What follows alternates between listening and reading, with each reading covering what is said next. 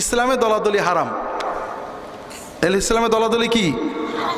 আল্লাহ কোরআনে বলেছেন ওয়াতাসিমু বিহাবলিল্লাহি জামিআন, তোমরা ঐক্যবদ্ধভাবে ইসলামের রজ্জু ধারণ করো, ওয়ালা তাফাররাকু, দলাদলি করো না। আমরা বলি জামাত মানে দল, ফিরকা মানে দল, আর জামাত মানে দলহীন ঐক্য। মুসলমানদের ভিতরে ইসলাম ছাড়া কোনো দল নেই, তবে কর্মের জন্য গ্রুপ আছে। যেমন এই ঈশ্বর দিতে, মানব সেবার জন্য অনেকগুলো গ্রুপ থাকতে পারে, শিক্ষার জন্য অনেকগুলো প্রতিষ্ঠান থাকতে পারে, মাদ্রাসা অনেকগুলো থাকতে পারে, পারে না? কিন্তু কোনো মাদ্রাসা বলে করে ওই পাকশির মাদ্রাসার আমরা আলাদা দল, ওরা একটা দল, আমরা একটা দল, আমাদের ছাত্র ওদের কাছে যাবে না, ওদের ছাত্র আমাদের কাছে যাবে না, ওদের সালাম দেবো না, তাহলে কি ভালো হবে নাকি? সবাই তালবে ইলম, কেউ এই মাদ্রাসা বেশি পছন্দ করে, কেউ ওইটা করে, কেউ। এই জন্য মুসলমানের দল একটাই, সেই দলের নাম হলো ইসলাম।